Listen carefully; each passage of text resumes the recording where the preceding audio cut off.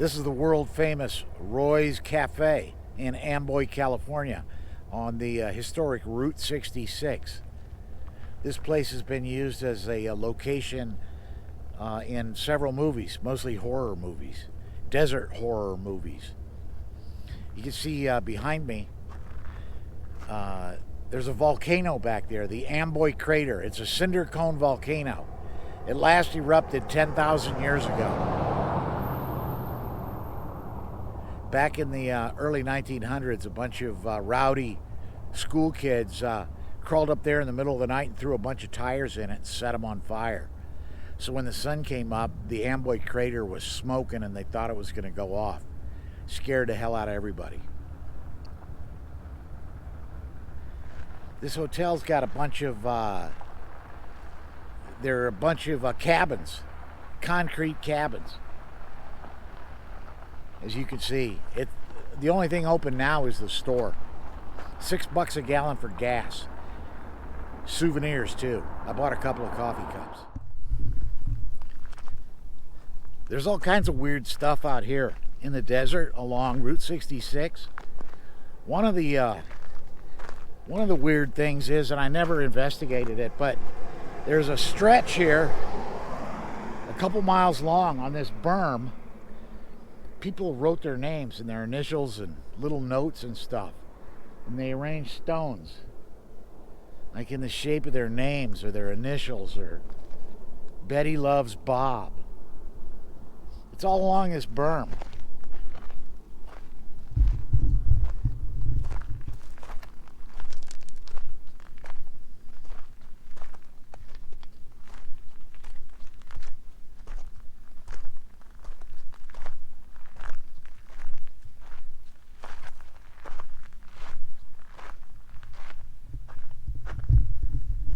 We're just a few miles east of Amboy now. Here's a pretty good view of the cinder cone. Might not be able to see it, but all kinds of weird stuff out here in the desert. I don't know if these rocks were placed here in like the 30s and 40s and 50s before the interstate came through, and this was a major thoroughfare. Who knows? Maybe people pulled off on the side of the road and camped, took a break, and while they were here, arranged stones like ancient people. Hard telling. All kinds of weird stuff out here. Next stop is the Roadrunner Retreat. Come on.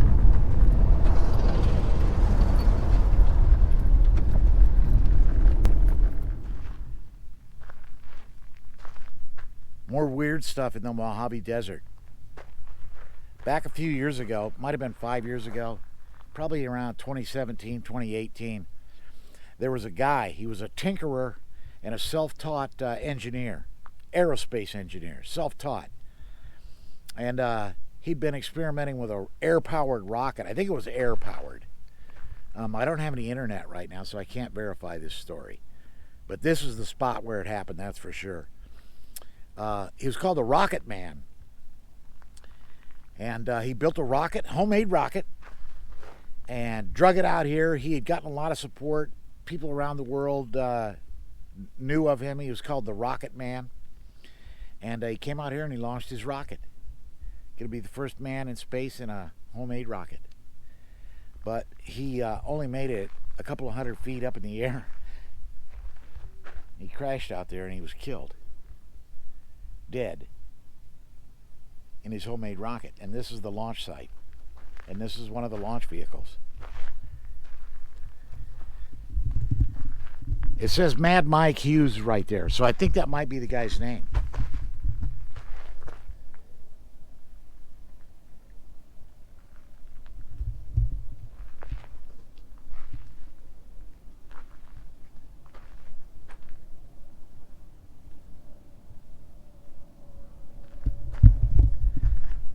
Gone but not forgotten. The Rocket Man.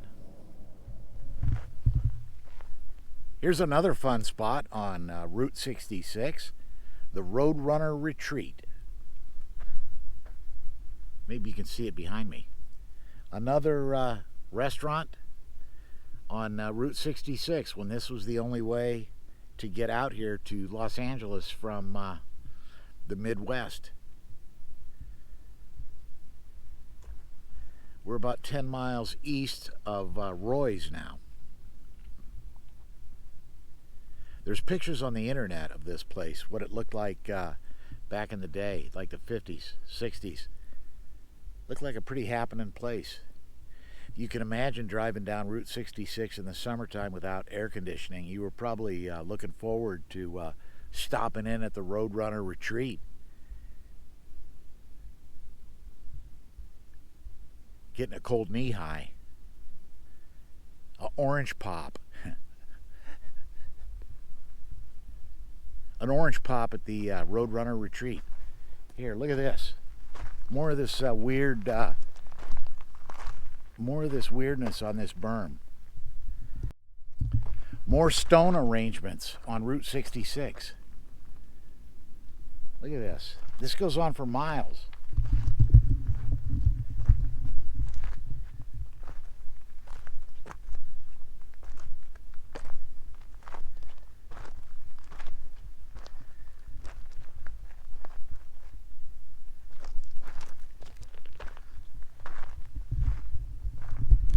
I can't make them out.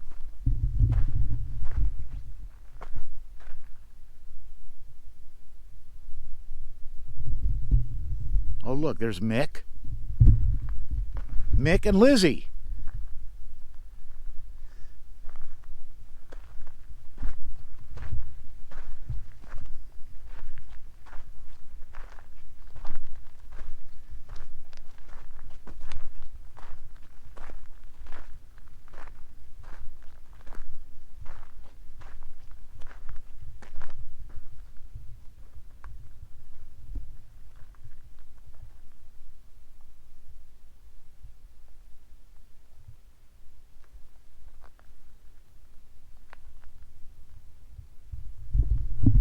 Some of this looks new. I think tourists are just stopping here and putting their names up here as well.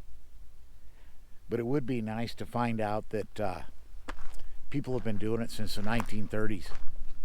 That'd be pretty cool.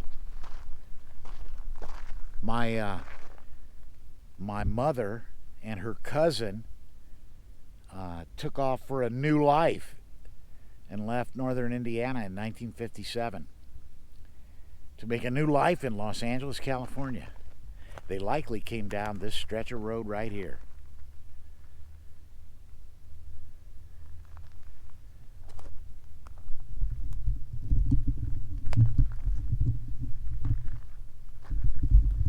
Maybe they even stopped at the Roadrunner Retreat. This road behind me is called Mactull Road.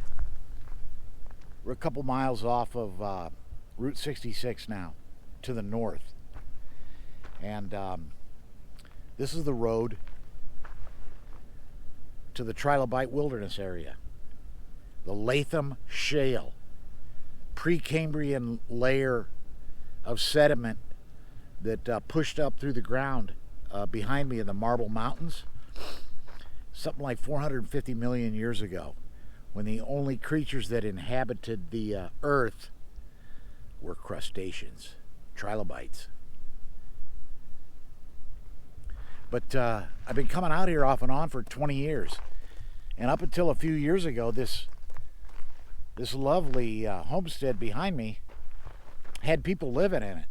And sometime within the past couple of years, they abandoned it. But you see all kinds of stuff like this all over the Mojave Desert.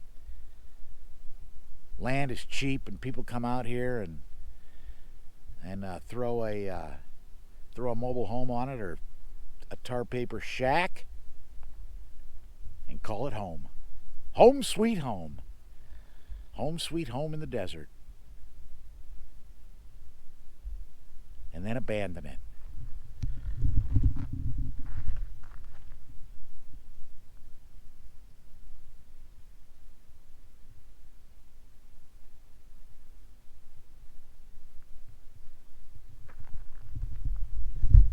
Even got a satellite dish. You can see the reason that they wanted this land is because there were trees on it.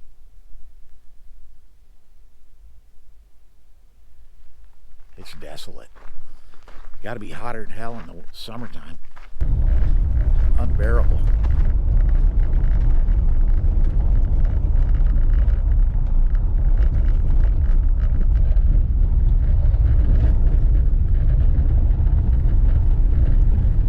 Now we're in the Marble Mountains. This area is called the Trilobite Wilderness Area, and right behind me is an outcropping of Precambrian sediment that has pushed up. When the mountains pushed up, it pushed that layer up, and for 100 years or so, people have been chipping away at it and pulling out pretty good-sized trilobites, mostly parts, but pulling trilobites out. The trilobite here is called, or the most common one is called Olanellus clarki.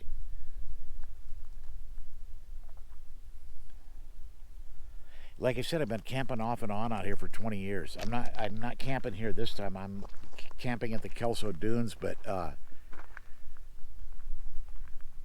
I've been out here in some years for like 3 or 4 days and never seen another human being. The only thing you can hear is the trains. And one time I saw, I was just standing out here and coming across the mountains from left to right, two FA-18s, probably from 29 Palms, which is south of here. Those dudes were like 2,000 feet off the ground, roaring across those mountains. Scared the crap out of me. Startled me. As you can see, this is trash land. This is trash, I'm embarrassed to say. This is trash mostly left by me.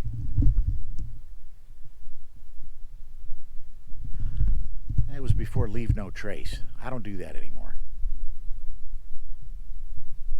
A lot of beer cans in there.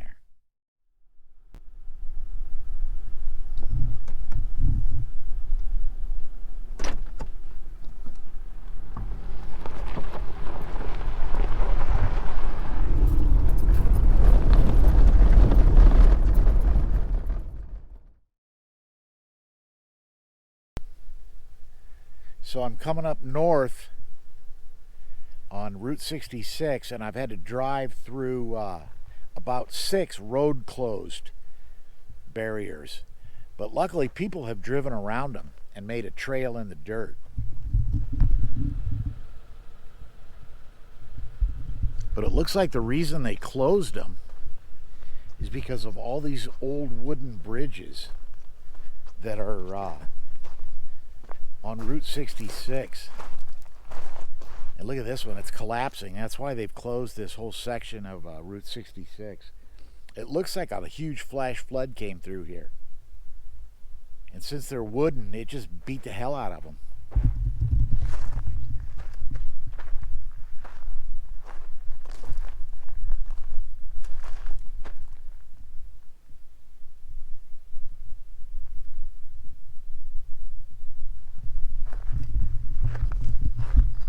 Can you imagine the force of a flash flood coming through here?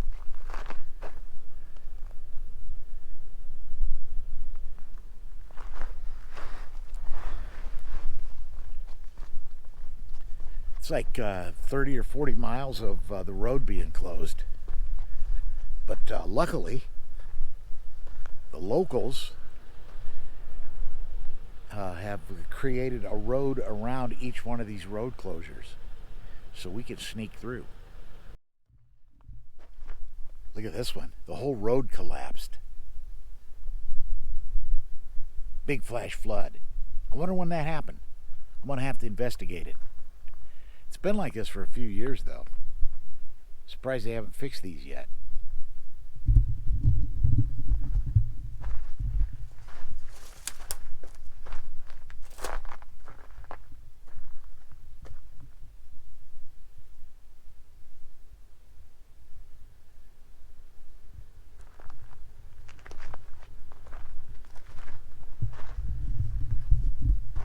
Flash floods are no joke.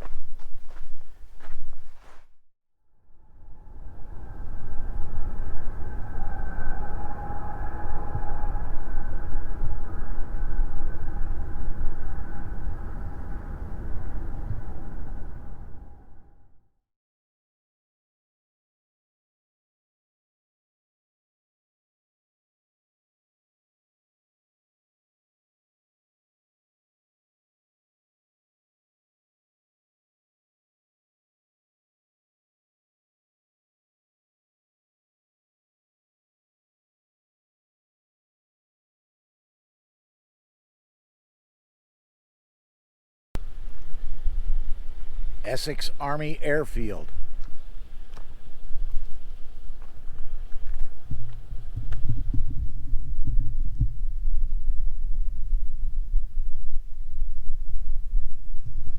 This was a hotbed of activity in World War II. This was part of the Desert Training Center. George S. Patton trained his mechanized infantry out here before they went to North Africa to fight the Huns.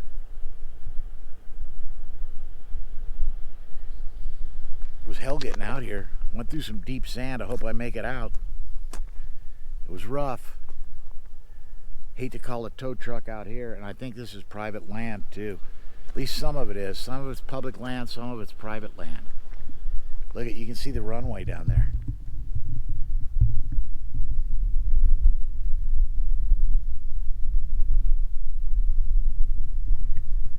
You can see Army aircraft taking off from out here.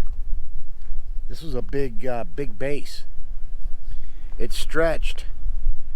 You can see behind me. Maybe you can see it, Interstate 40,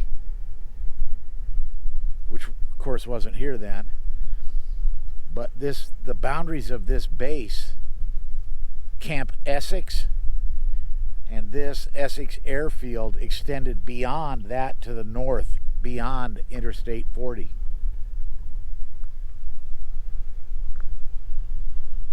I'm going to make a power run down the runway. I'm in a B-17.